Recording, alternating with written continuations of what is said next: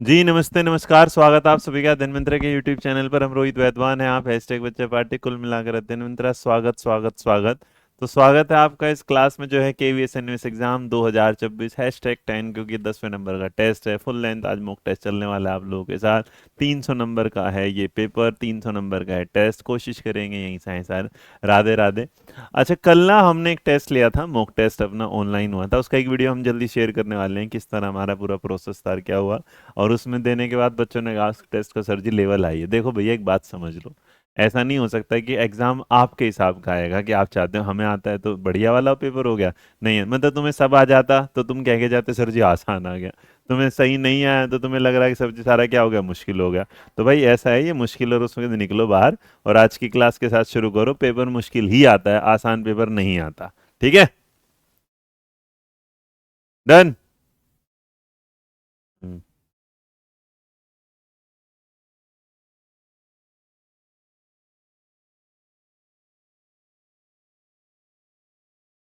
चलो जल्दी। खतरनाक लेवल था। अरे तुम ये बताओ, पेपर पेपर जैसा लगा है, एग्जाम सेंटर जैसा है, ये ऐसे ही लगा?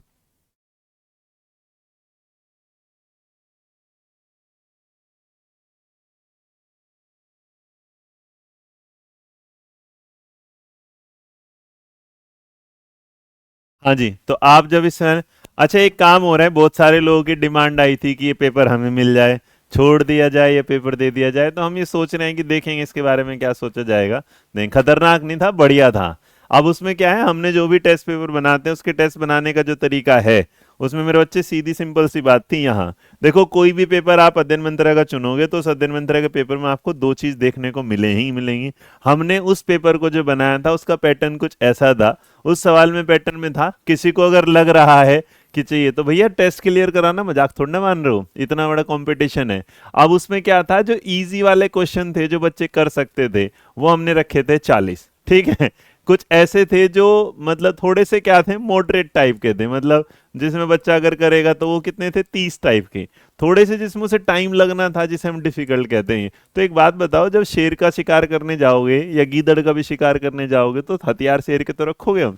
तो हमने इसलिए आपको क्या रखा था, उस पेपर का लेवल आई रखा था। तो हमारे जो एग्जाम का पैटर्न था वो सीधा इस पर काम कर रहा था। 40 सवाल आप इजी थे, 30 सवाल मॉडरेट थे, और ये 30 सवाल थोड़े डिफिकल्ट थे जिसमें टाइम लगना था। और एक बात भी तो सोचो कि 100 सवालों के लिए आपके पास 120 मिनट थी भाई। 20 मिनट तो ज्यादा ही है। तो पेपर ऐसे क्या समझ रहे हो, हल्का आएगा क्या? आप बात कर रहे हो यार तुम लोग। चले अब आगे बढ़े, आज की क्लास की शुरुआत करते हैं। देखते हैं आज आप कितना स्कोर लेके आएंगे। आज टेस्ट होने वाला है 100 नंबर का। हाँ, मैथ डिफिकल्ट थी क्योंकि तुम्हें कम भी आती है। चलो अब, अच्छा एक बात और, हम एक पोल लेंगे, क्या आप चाहते हैं नेक्स्ट संडे भी ऐसे टेस्ट हो? नेक्स्ट संडे क्या है ना, तो इस पर अगर होगा तो इस पर हम कल खुलासा करें कि नेक्स्ट संडे आप लोग ऐसा चाहते हैं। हाँ, सेम टेस्ट हो नेक्स्ट संडे, थोड़ा सा लेवल हाई होगा, इजी होगा, वो टेस्ट में आगे पता चलेगा आपको। ठीक है, done. Yes. Oh my God, है ना, मैक्सिमम पीपल है ना। है।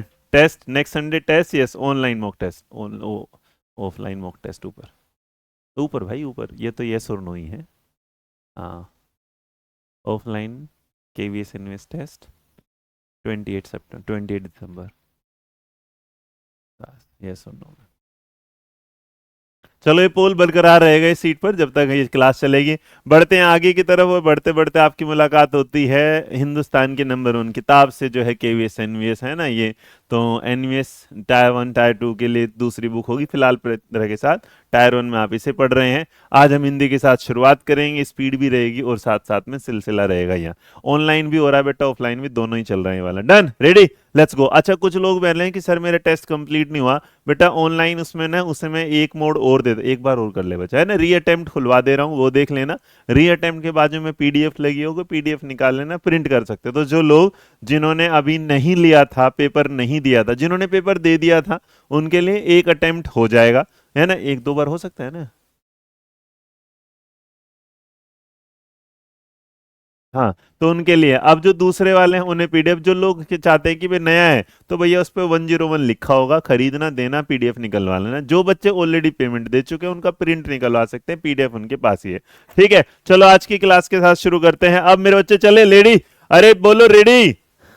You are not ready for, no you are ready for this, है ना, वो गाना है ना आजकल का, यू आर रेडी। तो चलिए शुरुआत करते हैं हिंदी के साथ। पहला सवाल आपकी स्क्रीन पर आएगा, समय हम अपनी स्पीड से बनाते रहेंगे, समझाते रहेंगे, आगे बढ़ते रहेंगे। पहला सवाल, देवी और सज्जनों के पुत्र पुत्रियों, आपकी स्क्रीन पर यह दिलाएगा आपको केवीएस की नौकरी पूरे 100 सवालों के करने के बाद।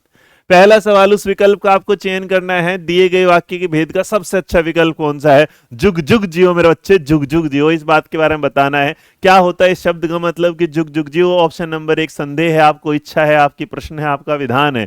अब देखो जुग जुग जियो तो संदेह तो हो नहीं सकता। मेरी इच्छा है कि तुम्हारी नौकरी लग जाए, मेरी इच्छा है कि तुम जीवन में सफल हो जाओ, इस बात का ना संदेह है, ना प्रश्न है, ना कोई विधान है। इस चीज की मेरी क्या है, इच्छा है। मैं चाहता हूं जुग जुग जियो, मेरी शुभकामनाएं, मेरा आशीर्वाद, मेरी दिली तमन्ना है कि तुम एक दिन आओ मेरे पास और कहो गुरुजी हमारी नौकरी लग गई, लो हमारी पहली सैलरी तुम्हारी। ओ माय गॉड, जय हो। सही वर्तनी वाला शब्द क्या होगा, बस पोल हटा दो, डिस्टर्ब कर रहा हूं।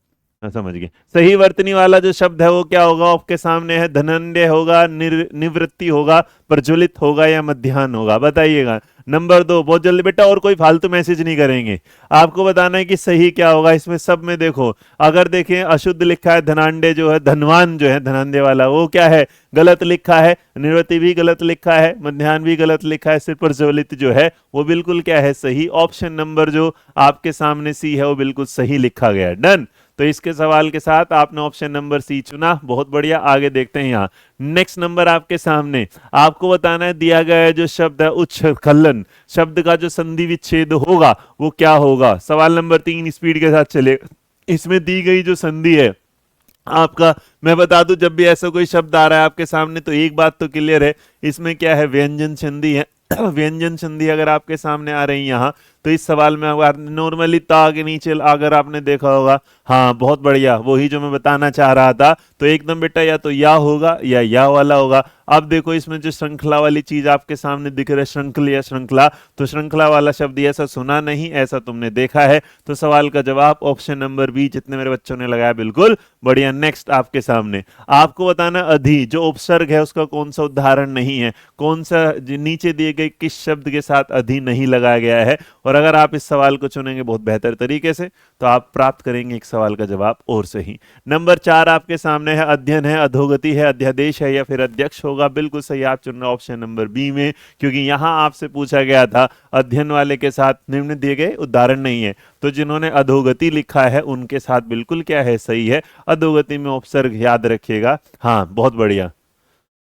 हाँ, अगर कोई पूछेगा क्या है तो क्योंकि इसके अंदर जो उपसर्ग है वो क्या है, अधो, है ना, अधो ये वाला। नेक्स्ट बढ़ेंगे नंबर 5, निम्न में से कौन सा शब्दों का जोड़ा बिल्कुल सही नहीं है, सही भेद नहीं देता। अनिष्ट अनिष्ट वाला है, बुरा अनिष्ठाहीन है, अचल अचला, पर्वत नारी है, अंश अंश हिस्सा और कंधा है, तुरंग और जो तरंग और तुरंग है, लहर और घोड़ा है। नंबर 5 आपको देना है जी, कौन सा ऐसा है जो शब्द भेद बिल्कुल सही नहीं है। सर 3 नंबर प्रश्न का देखो बेटा, जो भी डाउट हो जाए लिख लेना, हिंदी जब खत्म करेंगे आपके कसम खा के चलते हैं, दोबारा पीछे चले जाएंगे। डन। 3 नंबर का चलेंगे, वैसे मैंने चला गया, उसके बाद देखें 3 का, अच्छा डी होगा यार, 3 का डी लगाया मैंने, क्या लगाया, 3 का बेटा डी होगा। इसमें ना ये गलत हो गया, ये एक्चुअली में ये होना चाहिए था, ये ना नंबर ऊपर की तरफ भी ध्यान नहीं दिया। हाँ ठीक है, अगर गलती में देखा जाए तो वही जो नीचे वाला है डी जो होगा वो आपके सामने ना ऐसा होना चाहिए, या फिर इस शब्द को ऐसा कर दो। ठीक ठीक, मतलब ये तो गलती हो गया, श्रृंखला वाला था यहाँ पर। तो बी मतलब उसे सही। 5 का जो बेटा एक बार 3 का कर लो, 3 का डी भी नहीं होगा। जिन लोगों को लगता है डी होगा, ये वाला डी गलत है, ये वाला भी नहीं होगा, ना ना ना ना, श्रृंखला वाला होगा ये, पर नीचे ऋषि वाला जो होगा, इसलिए हम बी को ही सही कर देते हैं। तो अगर 3 में जा रहे हो, नहीं ठीक है 3 में जाओगे संधि विच्छेद में, पहले वाले के साथ बेगर जा रहे हो, तो ये तो बेटा डी नहीं होगा यहाँ पर, बस ये ना, हाँ वो है। डन, आ गया। तो जो आपके सामने बी ही होगा, बट बी भी पूरी तरीके से सही नहीं था क्योंकि अधूरा था। अब ये बी क्या है, पूरा है। डन, मेरी नजर के सामने से गुजर गया था भाई, है ना। डन, आगे बढ़ जाए अब।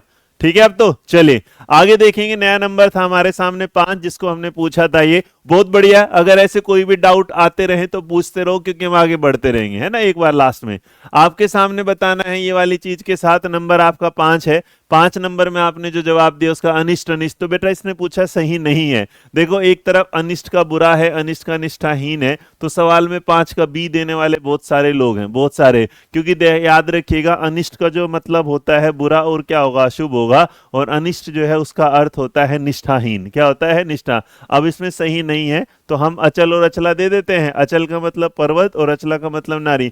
5 का जवाब बी कितने लोग दे रहे हैं? जितने लोगों ने 5 का बी दिया वो बिल्कुल क्या है, सही, एकदम बढ़िया। नेक्स्ट चलो आगे की तरफ, नंबर 6।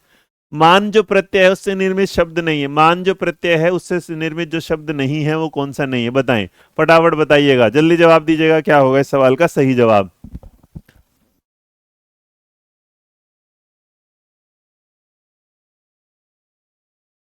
चलो नंबर आपके सामने, अगर सवाल का जवाब आ रहा है यहां पर, तो आपने जो जवाब दिया है यहां, तो अगर नंबर 6 में जवाब दिया ऑप्शन नंबर सी, क्यों इसमें जो शब्द नहीं है, विद्यमान है, विराजमान है, सम्मान है, यजमान है, तो ऑप्शन नंबर सी कितने लोग दे रहे हैं, सम्मान। बहुत बढ़िया। मान एक मूल शब्द है, आदर, और सम क्या है, उपसर्ग। बहुत बढ़िया, नंबर क्या है, सी। नेक्स्ट, किस सामाजिक पद का विग्रह त्रुटिपूर्ण है? कौन सा शब्द ऐसा है जिसे त्रुटिपूर्ण गलत तरीके से क्या है दिखाया गया, बताओ जरा, गलत तरीके से कौन सा है? नंबर 7, सही जा रहे हो। सवाल नंबर 7, थोड़ी स्पीड बढ़ाओ भाई, स्पीड बढ़ाओ।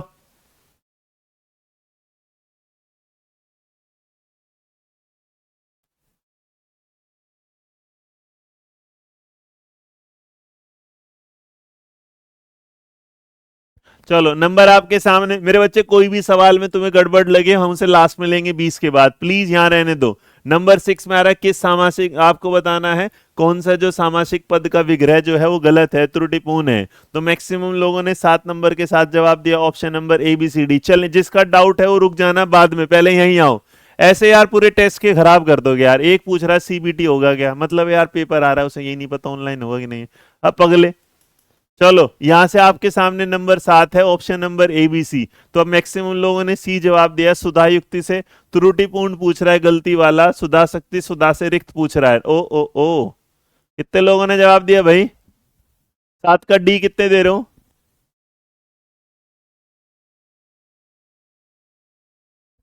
7 वाले में सी भी दे रहे हो, 7 वाले में डी भी दे रहे हो। तो भैया जितनों ने कहा यहां है जो सुर ताल है, सुर ताल, सुर के लिए ताल अगर दे रहे हैं यहां पर, तो आपने जवाब दिया सुर के लिए ताल। सुधा शक्ति, सुधा से रे सिक्त है, और सुखायुक्त है, सुख से सुख में आसक्त है, और स्मृति भ्रंश का मतलब है स्मृति का भ्रंश। नंबर 7 बताओ क्या होगा?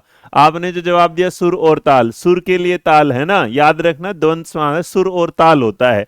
सुर ताल का मतलब सुर के लिए ताल नहीं होता, सुर और ताल होता है। इसलिए सवाल का जो जवाब होगा सुर और ताल होता है। पगलो तुम लगे पड़े जैसे, मानते तो हो नहीं मेरी बात। आंसर क्या होगा? डी। तो जितने लोगों ने डी जवाब दिया बिल्कुल क्या है, सही है। चलिए डी होगा सवाल का सही जवाब।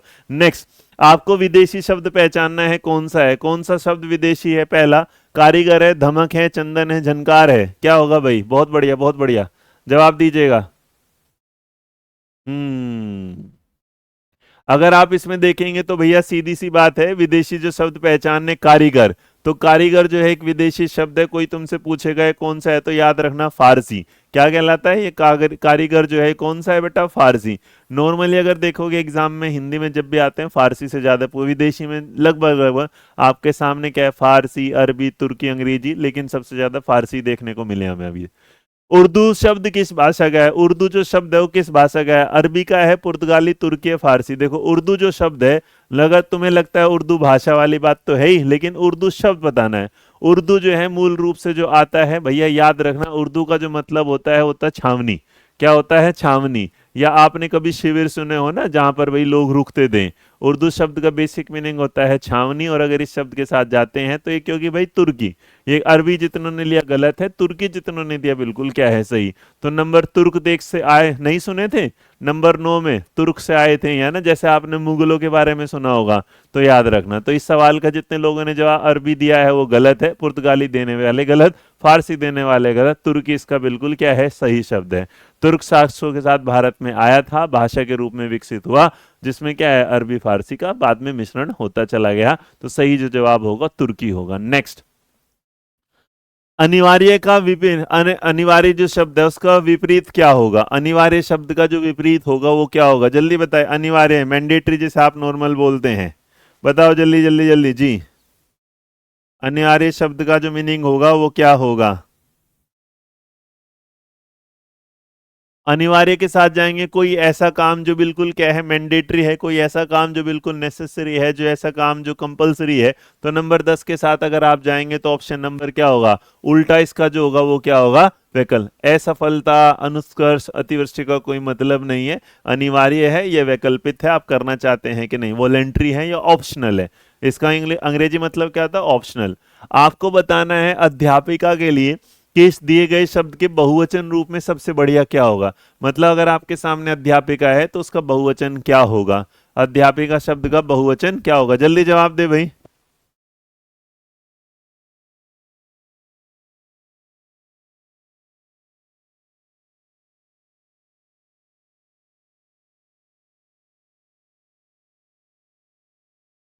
हाँ जी, तो आपने अगर इसमें दिया तो इसका मतलब क्या? अध्यापिकाएं। तो अध्यापिक ही नहीं होता मेरे बच्चे, अध्यापिका नहीं होता, अध्यापिकाएं। अब अध्यापिकाएं में ये वाला आना चाहिए कि ये वाला। तो कितने लोगों ने 11 का जवाब डी लिखा है? 11 का जवाब क्या है? डी। तो जितने लोगों ने 11 का डी लिखा बिल्कुल क्या है? सही। नेक्स्ट देखो, आता है निम्न में से कौन सा शब्द पत्नी का पर्यायवाची नहीं है? जो बीवी है उसका पर्यायवाची कौन सा नहीं है? भार्या, दारा, वामंगनी और क्या है? भगनी। बताओ जरा कौन सा होगा? नंबर 12। नंबर 12 का जवाब। तो भैया ऐसा है, बीवी भगा सकती है, भागती नहीं है ना, ये तो दुनिया ने तुमने सुन ही लिया होगा। तो इसी के साथ लगा ऑप्शन नंबर क्या है? डी। और वो दारा सिंह तो है ही भैया, एकदम है कि बिल्कुल। दारा जो होगा पत्नी। बहुत बढ़िया। नेक्स्ट में हाँ, अर्धांगिनी एक दो और सुना होगा, सहधर्मिणी आपने सुना होगा। बहुत, चलो आगे बढ़ते हैं। स्त्री। चार वेदों को जानने वाले के लिए आप क्या कहते हैं? चार वेदों को जानने के वाला, जो जो इंसान चार वेदों को जानता है, आप उसे क्या जानते हैं? बताओ। चार वेदों को जानकार जो होगा उसे क्या बोलते हैं जी? तो भैया ऐसा है, चतुर्वेदी है, चतुर्दर्शी है, चतुर्मुखी है, द्विवेदी। राहुल सरबागी इनमें पढ़ाई चुके होंगे भाई, इसको याद रखना। क्या बोला है? चतुर्वेदी। और तीन वाले के साथ त्रिवेदी, द्विवेदी। सुना होगा ना हर जगह, हाँ ये चलता होगा ना चार वेदों का जो अध्ययन। उसके बाद सवाल अगर पूछ लेगा कि भाई चतुर्मुखी क्या होता है, तो मेरे बच्चे याद रखना, चतुर्मुखी वो होता है जो चार मुख वाला होगा। चार मुख वाला। चले आगे बढ़ते हैं। द्विवेदी वो होता है जिसे दो का ज्ञान हो। द्विवेदी जिसे दो का ज्ञान हो।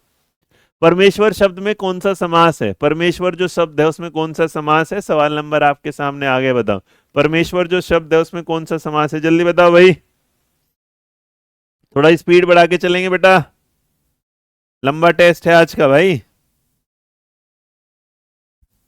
तो आपने यहां जब जवाब दिया, नंबर आपके सामने आता है। परमेश्वर जो होगा, तो परमेश्वर शब्द में आप क्या दे रहे? कर्मधारी है। तो जितने लोगों ने ऑप्शन नंबर ए चुना वो बढ़िया कर्मधारी है, जिसमें क्या होगा? विग्रह हो रहा। परम जो क्या है? ईश्वर होता है। चलिए, परम है विशेषण। नेक्स्ट, आपको उस विकल्प का चयन करना है जो विराम चिन्ह युक्त वाक्य का सबसे उच्च अच्छा विकल्प है। तो मतलब जैसे इंग्लिश में पंक्चुएशन होते हैं, यहाँ पर जो चिन्ह लगे हैं वो कौन से स्टेटमेंट के साथ जो पंक्चुएशन लगा बिल्कुल क्या है? सही है। आपके सामने बताना है। ऑप्शन नंबर ए कहता है बच्चे, बूढ़े, जवान, स्त्री, पुरुष सभी कुछ ना कुछ करते हुए दिखाई देंगे। बच्चे हैं कोमा में, बूढ़े भी, जवान, स्त्रियां, उसके बाद पुरुष हैं, सभी कुछ ना कुछ। तो ये तो गलत हो गया। उसके बाद बच्चे, बूढ़े, इसमें इन्होंने कोमा ही नहीं लगाया। इसमें क्या है? पुरुष सभी कुछ लगा रहे हैं। लेकिन याद रखना सवाल का जवाब क्या बना? ऑप्शन नंबर ए। जिन्होंने ए लगाया बिल्कुल क्या है? सही है। नेक्स्ट, निम्न में से कौन सा शब्द तत्सम तद्भव नहीं है? कौन सा ऐसा है जो तत्सम तद्भव नहीं है? आपके सामने आता है आम्र आम होता है, अग्नि आग होती है, पेय दूध होता है, जल पानी होता है। बताओ जरा इस सवाल का जवाब। हाँ जी भैया, अगर आप चलोगे तो नंबर 16 का जो जवाब है, ये वाला सही, ये वाला सही, ये वाला सही। जल का जो पानी है ये क्या है? गलत है। ये जो है तत्सम तद्भव नहीं है, क्योंकि पानी जो एक विदेशी शब्द है, और विदेशी शब्दों में अगर ध्यान देंगे तो याद रखें फारसी शब्द है। आपको ये बोलेगा। कितने लोगों ने दिया? सी और डी में क्या दिक्कत है?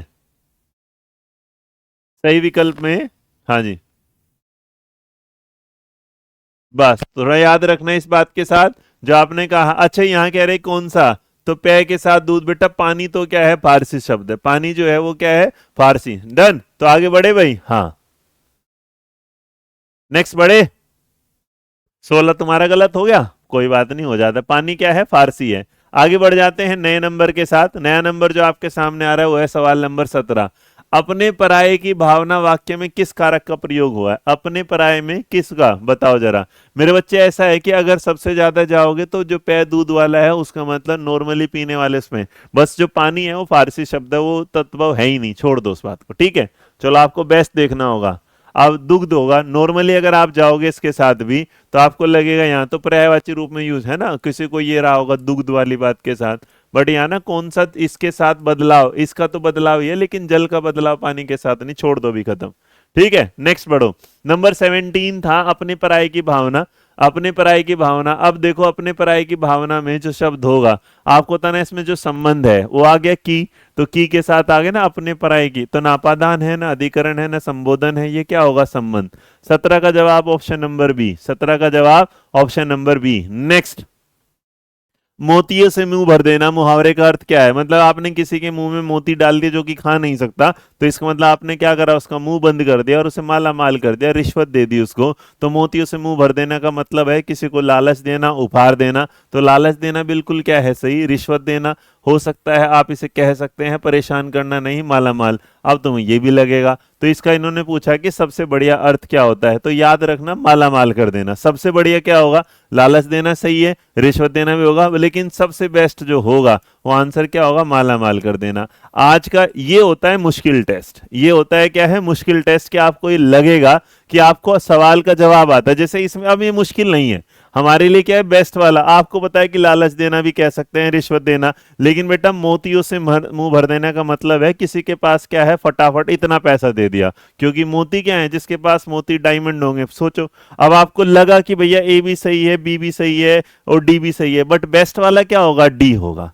तो प्लीज अगर आप ये चाहते हैं कि भैया आपके लिए ऐसा ही टेस्ट बनाऊं तो बनाया जा सकता है, लेकिन मेरे बच्चे अगर आप हर सवाल को ऐसे करोगे मुश्किल है मुश्किल है, फिर तो तुम्हें आसान आसान सवाल ही देने पड़ेंगे। आपसे पूछना पड़ेगा, बताओ मेरे बच्चे इस मुहावरे का मतलब क्या होता है? एक और एक 11 होना। ठीक है, क्या पूछेंगे फिर? उसके बाद क्या पूछेंगे? एक और एक 11 होना, 9 2 11 होना। अब तुम्हें अगर ये चाहिए तो भाई फिर ले लो, फिर तो दिक्कत ही खत्म है। तुम भी अपना खुश, मैं भी अपना खुश। ले आए ऐसे तो आप ना, फिर कोच पता है तुम में से ना बहुत सारे लोग बड़े आसानी से कह देते हैं कि यूट्यूब का इनका फंसता नहीं फंसाता ना, हमें फंसाने के लिए थोड़े ना, हम पढ़ाने के लिए है भाई। देखो, तुम में से आधे से जा रहा तो ऐसे लोग हैं, इसका भी जवाब दे देंगे। अरे तो पता था मैंने, देखो देखो आगे मैं यही तो बोल रहा हूँ, बात नहीं समझे कि क्यों लिखा गया है। अब देखो इसका मतलब लिख दिया तुमने, भाग जाना, एकजुट होना, हे भगवान। अरे क्या करूं तुम्हारा मैं? तुम्हारे मम्मी पापा ने सही, आजकल तो नींद आ रही होगी मम्मी पापा को तुम्हारे, बिल्कुल है ना? उन्हें लग रहा होगा बिल्कुल शांति से सो रहे होंगे मम्मी पापा। क्यों? उनके जीवन में तो कोई कलेश रहा नहीं, क्योंकि तुम मेरे जिम में आ गए हो सारे के सारे। हाँ, यहाँ ध्यान दो है मम्मी पापा, थोड़ा सा ध्यान रखो ना अपने बालकों पे। मैं भी तुम्हारा ही बालक हूं। नेक्स्ट नंबर आओ भाई फटाफट। आपसे पूछ रहे काली घटा का घमंड घटा निम्न में से कौन सा अलंकार होगा? नंबर 19। अब अगर इसमें देखोगे तो एक शब्द आ रहा घटा। घटा घटा कितनी बार आया? मतलब 2 बार आ गया। घटा तो है नहीं, इसको उत्प्रेक्षा उनपरक सॉरी अनुप्रास या फिर क्या यमक, तो भैया इसमें एक ही है, एक ही शब्द की आवर्ती क्या हो रही है? एक से अधिक बार होगी। और अगर एक से अधिक बार हो जाएगी तो इसका मतलब सीधी सी बात है, इसको क्या बोला जाएगा? यमक अलंकार। ऑप्शन नंबर क्या होगा? सी। चलो आगे देखेंगे नया नंबर। दिए गए लोकोक्ति का सही अर्थ वाला विकल्प बताओ। दाल भात में मूसलचंद। दाल भात में मूसलचंद। अब देखो, अब दाल भात में किसी इंसान के बारे में जिक्र कर दिया, तो ये क्या कहना चाह रहा है जी? मतलब ऐसा है कि चल कुछ भी रहा, फालतू में कोई आ रहा है, जैसे कबाब में हड्डी आना, और कबाब में हड्डी आने वाले का मतलब कि बहुत ज्यादा खाना खाने वाला, सही न्याय न करने वाला, किसी के कार्य में व्यर्थ में क्या है? कबाब में हड्डी आना और मुफ्त की वस्तु पाना। तो अब देखो सवाल वैसा ही था लेकिन जवाब घुमा के ऑप्शन नंबर होगा सी। यहां से हमारे प्रश्न होते हैं 20 खत्म। अब भैया ऐसा है, 20 में से क्या स्कोर है वो बता दो, फटाफट बताओ 20 में से क्या स्कोर आया तुम लोगों का? 20 में से क्या स्कोर आया? आज हमारी जो अगली चीज होगी, हम वहां इंग्लिश नहीं लेके चलेंगे, आज हमने बदलाव किया है। तो इस आज के टेस्ट में उस सवाल जो चीजें हैं वो बदली हैं यहां पर। चलो नेक्स्ट आते हैं 17 18 16। बहुत बढ़िया बहुत बढ़िया बहुत बढ़िया बहुत बढ़िया। ठीक है, एक कह रहा सर जी 1 और 11 का मतलब बताओ। वाह बेटा, जब तूर में मिल जाते हैं तब 1 और 11 हो जाता है, मजबूत होना। ठीक है, चलो डन। नेक्स्ट आता है आपके सामने, कंप्यूटर रेडी हो? अरे तैयार हो, आया ना? सब आएगा बेटा, सब आएगा, और फिर एक सरप्राइज भी आएगा गाइस, सरप्राइज भी आएगा।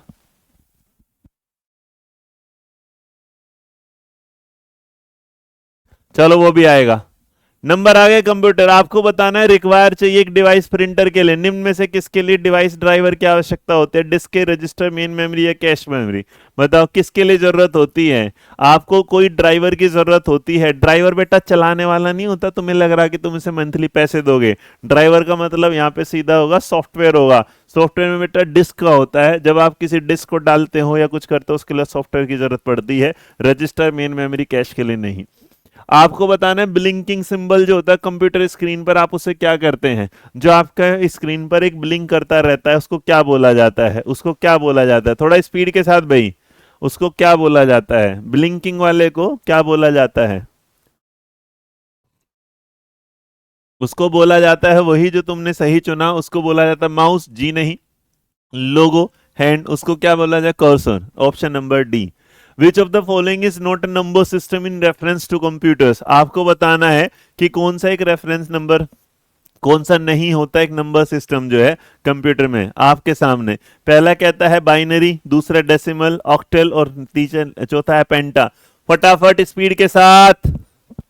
यार तुम ढीले हो। नंबर 23 का जवाब बिल्कुल बाइनरी होता है, डेसिमल होता है, ऑक्टल होता है, लेकिन बेटा पेंटा नाम की कोई चीज नहीं होती।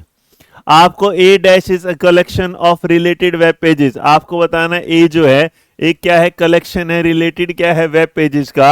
उसे वेबसाइट बोलेंगे, वेब ब्राउजर बोलेंगे, सर्च इंजन बोलेंगे, स्पाइडर बोलेंगे। Number 24 option number ABC. अगर आप देखेगो भैया, याद रखना, अगर आप देखते हैं यहां, तो अगर कलेक्शन वेब पेजेस जो होता है उसको बोला जाता है वेबसाइट।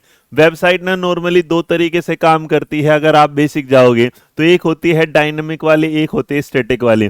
डायनेमिक जिसमें आप डेली डेली कुछ चेंज करते हैं, स्टैटिक जो एक बार बना के छोड़ दी जाती है। फिर जो डायनेमिक होते हैं उसमें एक होती है जो सर्वर साइड होती है, एक क्या होता है? क्लाइंट साइड होता है, मतलब एक बनाने वाला और एक उसे यूज करने वाला। आगे बढ़ते हैं, नया नंबर।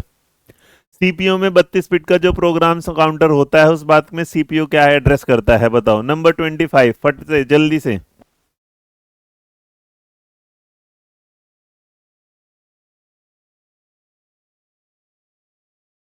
अब आपने इस सवाल में अगर चुना है CPU as 32 bit program counter होता है, इसका मतलब क्या होगा? CPU can address. अब 32 पे आएगा तो इसका मतलब तुम्हें समझाया था 32 का 4 8 32, 4 8 32, 4 8 32 मिल रहा है कुछ? तो मेरे बच्चे 32 ये मिल गया, 4 ये मिल गया, तो याद रखना 4 8 32 के साथ 4 GB की क्या होगी? मेमोरी लोकेशन होगी। आंसर होगा सीधा सीधा ऑप्शन नंबर डी।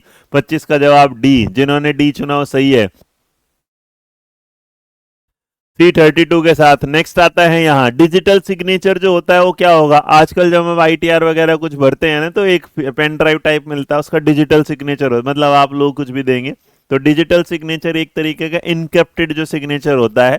आपको क्या है, मतलब आपकी जो फाइल होता है उस पर उसका साइन हो जाता है, तो आपको मैनुअली साइन करने की जरूरत नहीं होती। इसलिए सवाल का जो जवाब होगा वो क्या है? Hand written signature, signature binary या स्कैन सिग्नेचर। मेरे बच्चे याद रखना, encrypted information option number A होगा।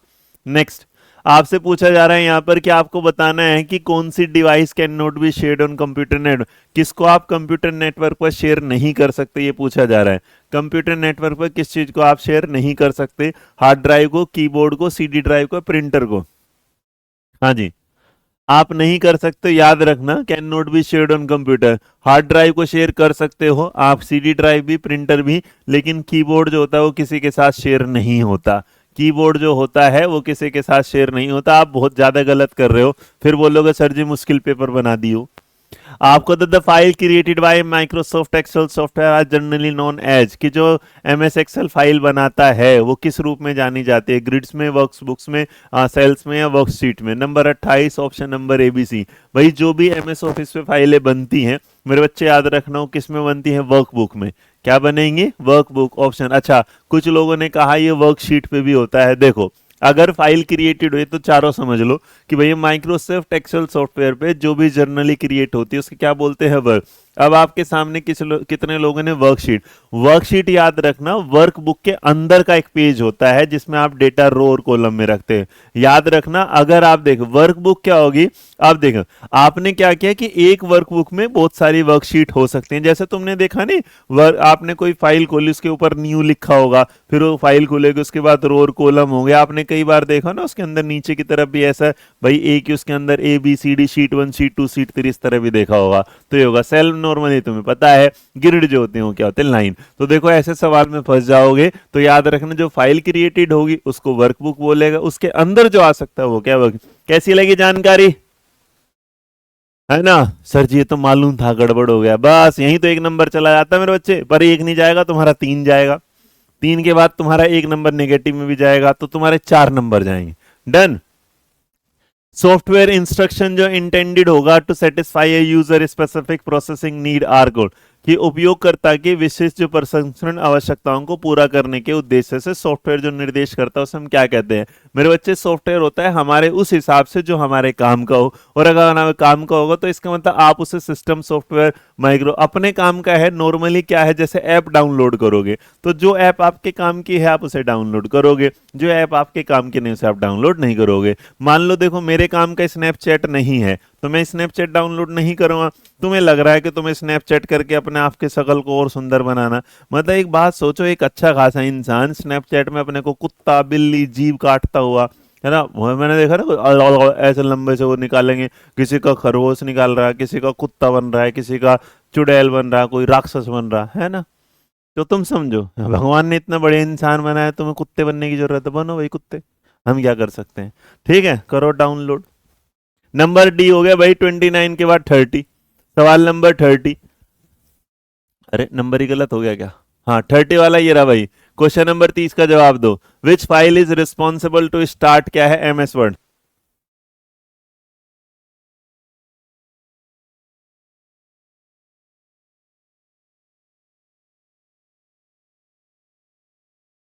चलो आपको बताना है एमएस वर्ड में जो फाइल वो हो रही है, बताओ क्या होगा। सवाल नंबर, भैया इसको जो सॉफ्टवेयर आता है ना मेरे बच्चे, वो सिर्फ विन वर्ड नहीं होता, वर्ड विन नहीं होता, और वर्ड विनेक्स अगर होगा। पहले तो आपके सामने 30 का जो जवाब होगा ये बट सुन जाना, अभी अभी आंसर मत समझ लेना क्योंकि फंस जाओगे। आओ रुको अभी। अब देखो इसमें क्या होगा, तो आपने अगर इस सवाल का ना responsible to start MS Word का, एमएस वर्ड को स्टार्ट करने के लिए अगर रिस्पॉन्सिबल होगा तो याद रखना वो होता है फिर आपका क्या है, विनवर्ड। मतलब नॉर्मली आप फाइलें देखते हो इसमें डाउनलोड होते हुए है, बट अगर कभी भी कोई पूछेगा कि एमएस वर्ड जब शुरू होता है वो किस में जाएगा, तो याद रखना। अब तुम्हारे दिमाग में क्या होगा कि आपने क्या करा कि कुछ फाइलें क्या करी, देखो इसके बारे में समझ लो थोड़ा सा, कि जब आप उसे स्टार्ट, सबसे पहले ऊपर क्या लिखा है कि रिस्पॉन्सिबल टू स्टार्ट, तो एमएस वर्ड को स्टार्ट करने में क्या होता है, विनवर्ड काम करता है। जब वो काम करता है उसके बाद जो एमएस ऑफिस जो इंस्टॉल होता है वो लोकेशन को मांगता है, और उस लोकेशन के बाद जब विंडो प्लस उसके बाद आर होता है तो उसे क्या करना शुरू करता है, दौड़ाना शुरू कर देगा। तो इसलिए इस सवाल को याद रखना, सवाल का जवाब ऑप्शन। अब तुम में से क्या होगा कि ये, अब तुम ना जहां पर मान लो कि अभी रिसेंटली तुमने कोई ऐसी क्लास देखी जिसमें आपको ना बड़े ऐसे कंप्यूटर, उस सवाल को आपको यहां जवाब मिलेगा, है ना। अब क्या होगा कि मैं भी देखता हूं, क्योंकि तुम ना एक जगह तो रुकते नहीं, तुमने भी यूट्यूब पे बिल्कुल ले नहीं कर रखी मेरे यूट्यूब के हर मास्टर के साथ, जो तुम्हें पढ़ाएगा तुम वहां, बस तुम्हें दिखना चाहिए कंप्यूटर पढ़ा रहा, आया मैं अभी के अभी, तुम लौट लेते हो यहाँ तुरंत। उसके बाद तुम्हें क्या मिलता है वहां, फिर तुम मेरी क्लास में आके पूछोगे तो बताना तो पड़ेगा ना भाई। तो याद रखना सवाल का जवाब फिर विनवर्ड, लोकेशन, उसके बाद हाउ टू यूज आता है 3। नेक्स्ट आपको बताना shortcut key to select entire row of MS Excel worksheet. MS जो एक्सेल वर्कशीट है उसको आपको शॉर्टकट बताने के लिए क्या है यहाँ पर नंबर आप, और देखो इंसान ना हर चीज को भूल जाता है, किसने किसके साथ मदद करी, किसने किसके साथ अच्छा किया, भूल जाते हैं। हम आपके साथ कितना अच्छा कर रहे हैं, आप एक सवाल गलत करा दो आप भूल जाओगे। आप सोचोगे एक आदेश आता है कि भाई जो कोई भी पहाड़ी जो है अगर वो 100 मीटर से नीचे है तो वो नहीं मतलब उसमें पहाड़ी में गिरेंगे। अरावली के साथ वही वाला हुआ, और जिस चीज ने हमें आज तक बचाए रखा हिंदुस्तान में, मतलब एक पहाड़ी है तो बहुत सारी, लेकिन हम तो उस चीज पर ध्यान रखें जो हमारे आजू बाजू में। हम ये जानते हैं कि जो राष्ट्रपति भवन है कुछ उस पर बना था, लेकिन हम ये जानने की कोशिश की वो घाटी वो पर्वत श्रृंखला जो हमें बचाती है। मतलब आज हमें ये बताया एक न्यूज एंकर जिन्हें जीवन में बुढ़ापा आ गया, लेकिन उन्हें जब वो सरकार उनके खिलाफ खराब होगी, मतलब जिस सरकार के पक्ष में बोल रहे हैं, अगर दूसरी सरकार चुनी जाएगी तो उनके हिसाब से वो प्रदूषण फैलाती है, लेकिन उनके हिसाब से जो उनकी सरकार चुनी गई तो उसका रीजन हो जाता है कि जो अरावली की पहाड़ियां वो दिल्ली में करें, क्योंकि कटोरी साइज की दिल्ली है, उसमें भैया क्या होगा। अब एक बात बताओ, जिसने आज यकीन मानो अगर अरावली जाती है तो दिल्ली का वो हाल हो जाएगा जो दिल्ली ने आज तक नहीं। हाय दिल्ली की सर्दी, हाय दिल्ली की गर्मी, हाय दिल्ली की धूल, हाय दिल्ली का रेत, ये होने वाला शुरू हो जाएगा। बट नहीं, क्योंकि सबको लगता है कि आदेश पारित हो गया, वो करेगा। अरे कुछ चीज ऐसी होती है जो मानवता नहीं, जो फ्यूचर के लिए आप तो हम तो निकल जाएंगे, लेकिन हमारे आने वाली जनरेशन जो 2040-45 में देखेगी तो पूरा दिन मास्क, क्योंकि वो जो रेगिस्तान की, जो राजस्थान की धूल उठ के आएगी, वो क्या होगा।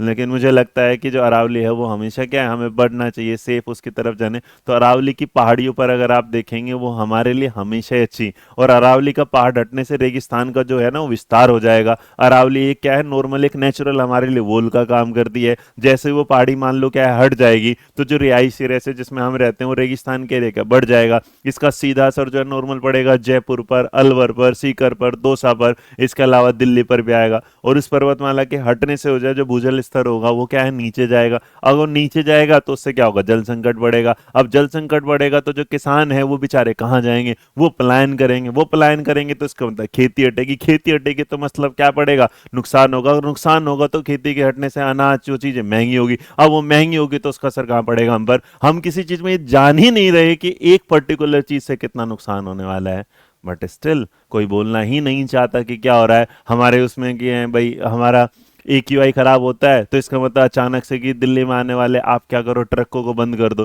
ट्रक को बंद करने से अगर तुम्हें लगता है कि पोल्यूशन खत्म हो सकता है तो पूरे साल बंद रखो, एक दिन क्यों बंद कर दो। आपको लगता है जब धूल धमाट पूरा हो जाता है उस टाइम जो घर मकान बनाने काम बंद करा दो तो आपको लगता है बंद। अब मैं इस बात को बता रहा हूँ, 4 लोग इस बात से परेशान हो जाएंगे कि मैं पढ़ाने के अलावा ये, क्योंकि दिक्कत इस बात की है कि जब भी कोई बात करेगा तुम लोग ही नालायकी करते हो, क्योंकि तुम ये सुनना ही नहीं चाहते कि तुम अपना आने वाला भविष्य कैसे खतरे में डाल रहे हो। तुम्हें लगता है जीवन ABCD ऑप्शन की तरह है, मान लो एक बार D सही नहीं हुआ तो अगली बार हो जाएगा। अरे नहीं है भैया, इस बात को समझो, जो बात गलत है वो बात गलत है।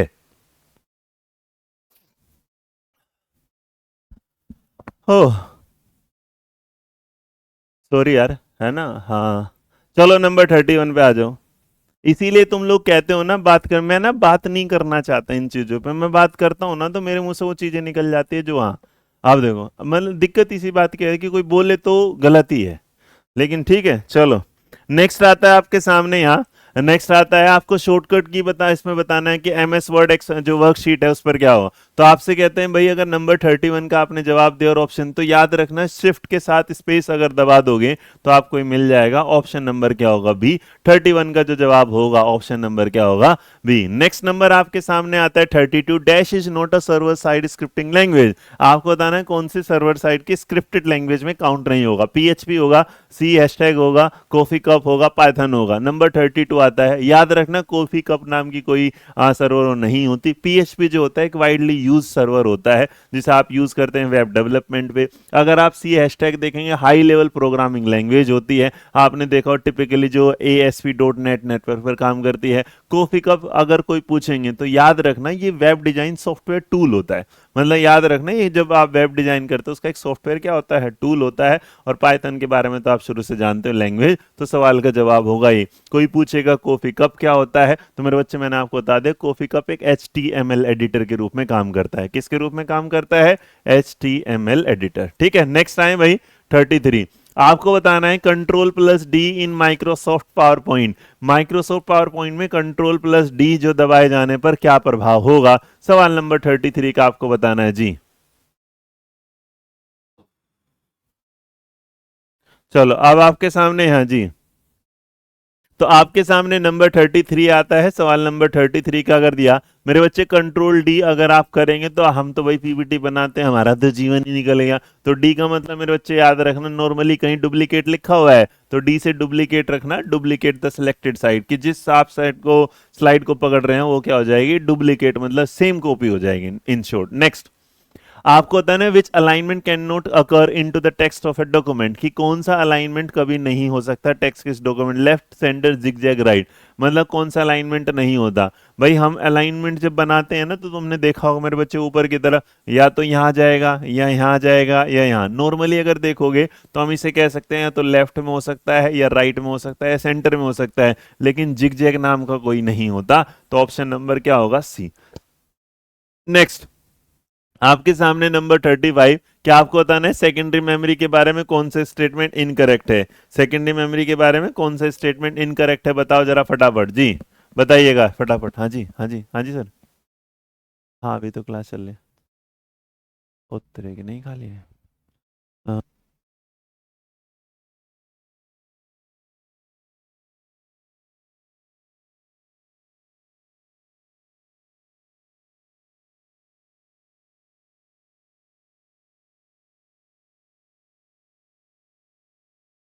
बताऊँ आपको। हाँ यार बच्चों का पेपर है ना तो मेरे को उसमें देखना है थोड़ा सा। हाँ जी हाँ जी ठीक है। हाँ हाँ बिल्कुल ठीक है सर, थैंक यू। सॉरी भाई एक फोन आ गया था। तो आपके सामने सेकेंडरी मेमोरी क्वेश्चन नंबर 35 के बारे में बता रहे हैं। तो 35 के बारे में बिल्कुल सही है, इससे क्या है वोलेटाइल है ना, वोलेटाइल मेमोरी वाले के बाद बहुत बढ़िया मेरे बच्चे, शाबाश बहुत बढ़िया जा रहे हो। नेक्स्ट शाबाश। To get all capital letter while typing we have to, मतलब अगर आपको सारे लेटर कैपिटल में करने हैं तो आपको क्या करना है, मतलब आप चाहते हैं कि मेरा नाम ROHIT ऐसे लिखा हो, ना कि ROHIT इस तरीके से, ना कि ROHIT, हम चाहते हैं ये। और अगर हम ये चाहते हैं कीप कंट्रोल बटन प्रेस करके रखो, कीप कैप जो लॉक ऑन रखो, उसके बाद कैप ऑफ रखो। हम जानते हैं भाई एक ही टोपी पहनाई जाती है, उसको हमेशा क्या रखेंगे ऑन। तो सवाल का जवाब ऑप्शन नंबर बी। आपको बताना कौन सा एक प्रोग्रामिंग सॉफ्टवेयर, मतलब विच of the following is a programming software, आपके सामने है नंबर 37। अब देखो प्रोग्रामिंग सॉफ्टवेयर जो डिस्क का क्लीनअप प्रोग्रामिंग नहीं होता, विंडो भी नहीं होता, डिस्क जो है ना डिफ्रेगमेंट ये भी नहीं होता। तो सवाल में विजुअल बेसिक जितना ने लिखा प्रोग्राम जो होगा, तो विजुअल बेसिक याद रखिएगा, एक इवेंट ड्रिवन प्रोग्राम सिस्टम होता है, एक इंटीग्रेटेड प्रोग्राम सिस्टम होता है, एक आईडीई होता है जिसका प्रयोग नॉर्मली हम सॉफ्टवेयर बनाने में करते हैं। जबकि अगर आप देखेंगे डिस्क जो क्लीनअप होता है, अगर आप नॉर्मल देखेंगे, और डिफ्रेगमेंटर होता है, ये यूटिलिटी सॉफ्टवेयर हो क्या हो गए। देखो विंडोज है ऑपरेटिंग सिस्टम और ये दोनों है मेरे बच्चे यूटिलिटी सिस्टम। तो याद रखना दोनों में अगर कोई पूछेगा तो विजुअल बेसिक जो है आपके सवाल का सही जवाब। चले भाई नेक्स्ट। अरे मैं ये लिख रहा हूं एक्सप्लेन कर रहा हूं, ज्यादा हो रहा है क्या है भैया? इतना तो बनता है यार बताना, मतलब इतना तो बेसिक है, तो बेयर मिनिमम है ना किसी सवाल के बारे में जानकारी। विंडो क्या है? ऑपरेटिंग सिस्टम है बेटा। हाँ भाई इतना बनता है कि नहीं बनता? अरे बता तो बोलो यस और नो। सर जी 35 का आंसर गलत है। ठीक है बाबू एक बार 40 पे पहुंच जाओ, 35 पे आ जाऊंगा दोबारा। नेक्स्ट चलो, नेक्स्ट नंबर आता है 38। आपको MS एक्सेल 2007 में करेक्ट फॉर्मेट यूज करना है, function in A worksheet is. अब अगर देखो इतना वर्कशीट करना है तो कैसे होगा भैया? कुछ करने की जरूरत नहीं है, don't do if and but, है ना, just do if and but. अब इफ एंड बट करना तुम बोलोगे सर जी इफ इफ इफ इफ, ये तो सब में ही आ गया। अब भैया ज्यादा इफ एंड बट करने की क्या जरूरत है, याद रखना कोमा इज इक्वल टू आएगा। अब आपके सामने ऑप्शन नंबर यहाँ है, इसमें माइनस यहाँ, तो सवाल का जवाब ऑप्शन नंबर क्या होगा? ए। ऑप्शन नंबर क्या हो गए? अब तुम सोचोगे ये होता क्या है अगर किसी को नहीं, तो जब आप MS एक्सेल यूज करते थे तो मान लीजिएगा आपने किसी फंक्शन का उपयोग करना है तो फॉर्मेट में आप क्या करोगे, कोमा इक्वल टू एफ, उसके बाद जो फॉर्मूला है इसे क्या कर देगा, बराबर के सामने शुरू कर देगा। वो सारी फॉर्मेट को कुछ इस तरीके से आपके सामने सेलेक्ट करना शुरू कर देगा, इस तरीके से, है ना, ये लाइन का। टल next. Which of the following accurately explain why a touch screen can be considered both an input and output? मतलब आप टच स्क्रीन को कैसे इनपुट और आउटपुट, नॉर्मली अगर मेरा भाई वो है क्या नाम है, जैसे लैपटॉप है वो टच स्क्रीन है तो मैं उसे यूज कर रहा हूँ, फिर मैं कीपैड भी यूज कर रहा हूँ, तो यहाँ पर आपके सामने बता दीजिए जी। नंबर आपके सामने नंबर 39। आजकल ना मेरे बच्चे मैं जानता हूँ अध्ययन मंत्रा के, देखो ऐड नहीं चलते ना तो चैनल आगे ग्रो नहीं करता, सबसे बड़ी बात है। चैनल ग्रो करता है तो कुछ लोग ऐसे अपने ऐड चला रहे हैं जिनका ना मतलब मुझे लगता है कि वो क्यों ऐड चला रहे हैं अपने चैनल, बच्चे को भाई वैसे ऐड है मैं जानता हूँ, बट मैं उन्हें हटा नहीं सकता क्योंकि उसके ना बिडिंग बहुत हाई लगा के रखते हैं, मैं उन्हें हटा नहीं सकता वरना हटा देता। 39 का जवाब बिल्कुल, it allow user to interact with visual data send touch signal. बहुत बढ़िया मेरे, शाबाश। Sheetal want to create financial statement for her business. Which among the following software should she use for the same? शीतल अपने व्यवसाय के लिए वित्तीय विवरण तैयार करना चाहती है, उसे कौन से सॉफ्टवेयर का यूज करना चाहिए? सवाल नंबर 40 आता है। पहला उसे कहता है मल्टीमीडिया। अब देखो ये फाइनेंशियल स्टेटमेंट बनाना है तो ये शेयर भी करना होगा, और शेयर करना होगा तो नॉर्मल प्रेजेंटेशन के साथ। बट ये नॉर्मली हम क्या बनाते हैं, इसका स्प्रेडशीट बनाते हैं। जो स्प्रेडशीट सॉफ्टवेयर होता है वो हम दूसरे के साथ क्या करते हैं, शेयर करते हैं। मतलब वित्तीय विवरण में आप सकते कि भाई मान लीजिएगा आपने पेमेंट का कर दिया, पैसे का कर दिया, उसके बैलेंस शीट बना दी, ये सारी चीजों के साथ। अब मेरे बच्चे यहाँ होता है हमारा कंप्यूटर खत्म, कंप्यूटर में किसी बच्चे का एक डाउट था, वो कौन से सवाल पे था वो एक बार चलते हैं ताकि हम डाउट को भी क्लियर कर लें। चलेगा 40 तक जो भी पोर्शन होता रहेगा आप उसके साथ ना लास्ट में जो है ना ये बता दो कि हाँ डाउट था। मुझे लग रहा है एक बच्चा शायद क्वेश्चन नंबर 35 है, उसको एक बार देख लेते हैं 35 पर क्या इश्यू था। उसके बाद 35 हमारा था ये कि which among the following statement about secondary memory is incorrect. Number 35 पूछा गया था, इनकरेक्ट पूछा गया था। मेरे बच्चे इसमें कोई भी दिक्कत नहीं है, इतनी देर से हम इसे पढ़ रहे हैं 2-4 दिनों से, और अगर इस सवाल का जवाब यही है, याद रखिएगा सेकेंडरी जो मेमोरी होती है एक नॉन वॉयलेट मेमोरी होती है। पहला तो इसका मतलब इन्होंने स्टेटमेंट को क्या पूछा था, गलत पूछा था। अब नॉन वोलेटाइल का मतलब होता है कि भाई बिजली बंद होने पर भी इसमें जो डेटा है वो क्या है, बना रहता है। वोलेटाइल होता है कि जब मेमोरी होती है, जैसे लाइट चली गई तो लाइट चलते ही क्या करा, डेटा खो गया, तो नॉर्मली हम उसे प्राइमरी मेमोरी बोलते हैं। आप जैसे रैम, तो अगर रैम होगा तो उसे मान लेते हैं प्राइमरी मेमोरी। लाइट गई, इसमें अंदर डेटा क्या है, उड़ गया। आगे मेरे बच्चे अब सही समझ में बढ़े आगे, कोई डाउट? हाँ, नेक्स्ट आते हैं सवाल नंबर 30 आपके सामने। अब बढ़ेंगे आगे की तरफ, चलेगा।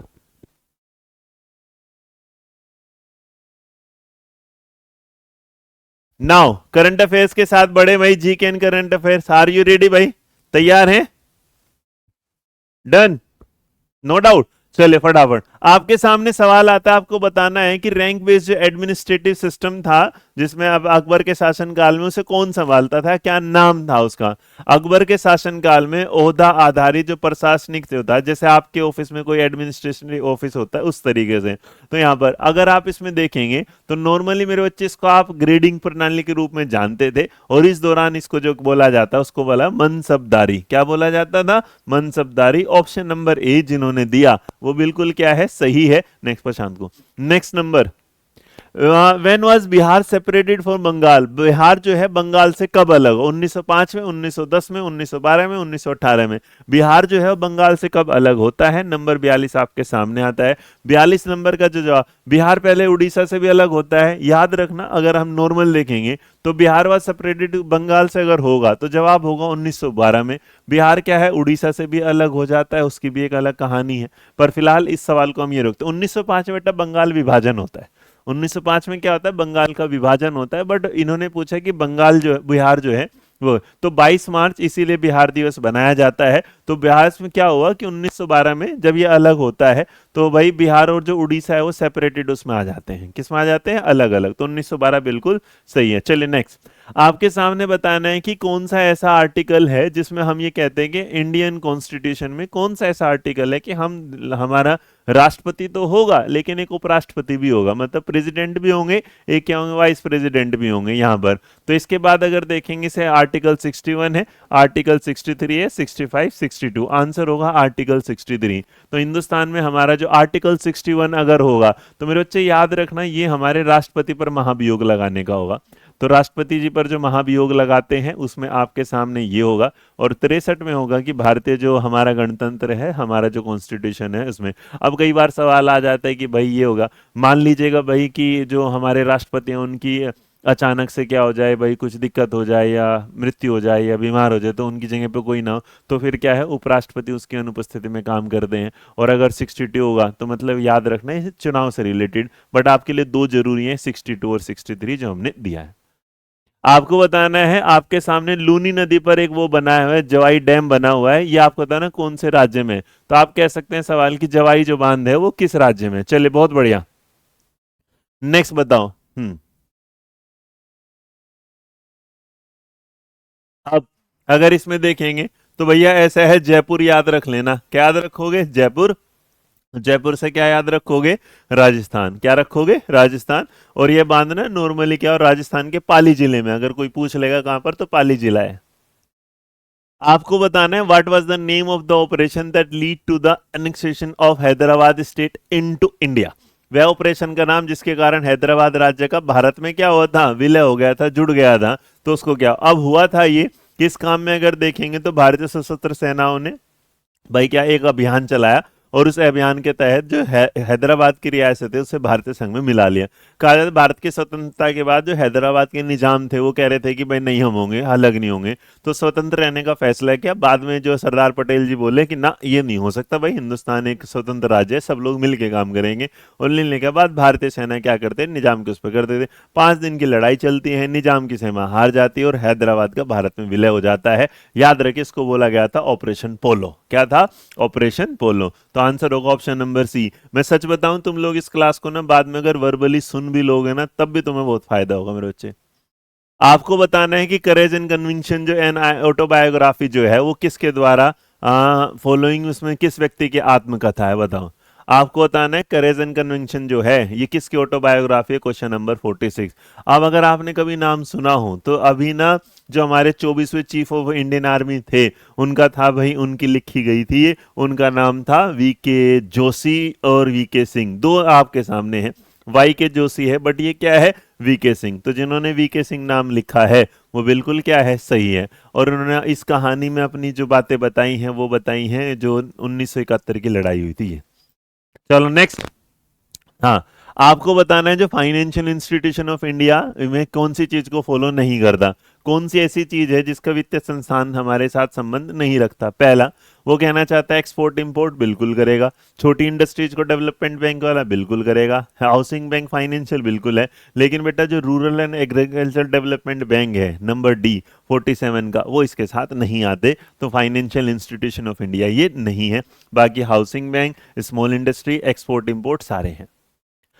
कृषि विज्ञान जो केंद्र है स्टेब्लिश हुआ इंडिया में कहाँ? आपको भारत का पहला कृषि विज्ञान केंद्र कहाँ पर स्थापित हुआ था? कृषि विज्ञान बताइए कहाँ पर हुआ होगा, सोचो। थोड़ा दूर जाना पड़ेगा, पहले बता रहा हूँ। के वी के बोला जाता है इसको। क्या बोला जाता है? के वी के। आजकल हो गया ना हर चीज। बहुत बढ़िया। तो आपने अगर क्या 1974 में, याद रखना पुद्दुचेरी में 1974 में, ये मैंने ईयर भी लिख दिया। सवाल का जवाब ऑप्शन नंबर क्या होगा? बी।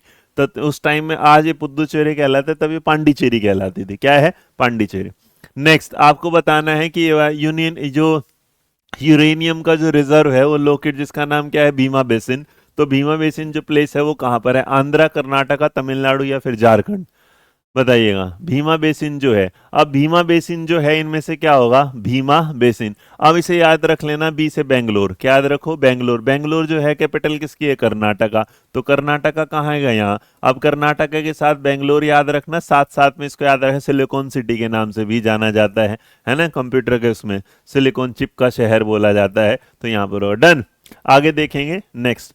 आपको बताना है कौन सा स्केल होता है जिस पे आप मेजर करते हैं एटमॉस्फेरिक, मतलब वायुमंडलीय दाब जो होता है, उसको जो पैमाना होता है उसे आप किस पर मापते हैं? बताएं जल्दी। आसान है सवाल का जवाब ये भी।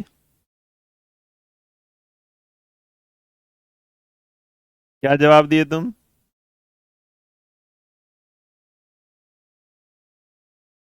तो आपने अगर इस सवाल का जवाब दिया तो यहां पर आपने दिया नंबर 50 का ऑप्शन नंबर क्या होगा? बिल्कुल। क्या बोला जाता है? बोरोमीटर। नेक्स्ट मेरे बच्चे। आपको तन who has recently assume charge as the controller general of defence account, CGDA के जो बनते हैं नए अध्यक्ष, या वो जो कार्यभार संभालते हैं वो कौन है? इनका नाम क्या होगा? इनका नाम है राजीव गुब्बा, विजयवत उसके साथ। आगे अगर देखेंगे, भाई अभी मैं क्लास में हूँ तो उसके बाद फोन करता। हाँ, किसका है ये नंबर? हाँ, कौन से वाले का? हाँ। अच्छा। नहीं। हाँ। और वो स्कूल का? Okay okay. ठीक ठीक। चलो मैं क्लास बात करता हूँ, फोन आपको। ओके थैंक यू भाई। हाँ घर पहुँच करता हूँ। Okay done done done. Okay भाई थैंक यू।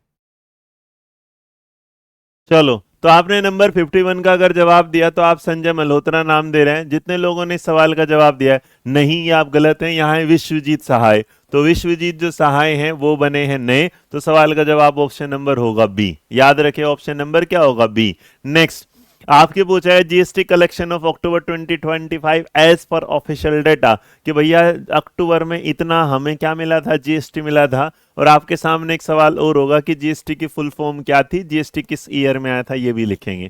अभी तो जीएसटी 2.0 आ गया है, जिसे सरकार कहती है 2.0, पहले वाला। तो भैया ऐसा है कि जीएसटी में अगर नॉर्मल है तो ये पैसा आया था 1.96 लाख करोड़, इन लगभग 2 लाख करोड़ रुपए का जीएसटी। 2 लाख करोड़, इसका मतलब वही 18% है। अगर 2 लाख करोड़ है तो इसका मतलब बाकी का अगर आप देखेंगे 82%, है ना? चलेगा। अब अक्टूबर में अगर टोटल देखेंगे ये, अब उसके साथ भाई नॉर्मल आ जाता है, रिप्रेजेंट नो। कोई पूछेगा कितना डेटा, तो लगभग 5% के आसपास इसमें गया था। तो जितने लोगों ने लिखा जुलाई में आया था, बिल्कुल सही लिख रहे हैं मेरे बच्चे। जिन्होंने लिखा 2007, बिल्कुल सही। 2007-17, अरे 2007 नहीं, 2017 है। हाँ, वो तो मैंने पढ़ लिया, नहीं फिर बोलोगे। 2017, पैसा ही पैसा ना, बहुत बढ़िया। नेक्स्ट आते हैं मेरे बच्चे आपके सामने हमारा, आपसे पूछा गया एक क्या है, मलीशा। मलीशा जो है वो रिसेंटली न्यूज में रहे हैं, वो क्या है? मलीशा जो है, मलीशा ये क्या है, बताओ जल्दी। बहुत बढ़िया। भाई ऐसा है कि अगर इसमें देखेंगे तो यहाँ पर ना नासा ने ये नहीं, वायरस आया था अफ्रीका में। नंबर 53 का जितने लोग जवाब दे रहे हैं डी, वो बिल्कुल सही है। ये एक तरीके का कैटास्ट्रोफिक जो ट्रॉपिकल साइक्लोन आया था जमैका, क्यूबा और उसके तहत बहामास। अगर आप देखेंगे यहाँ पर आया, तो सवाल का जवाब बफरिंग होगी क्या? मुझे यही लग रहा है आज की क्लास में ये बहुत ज्यादा हो रहा है।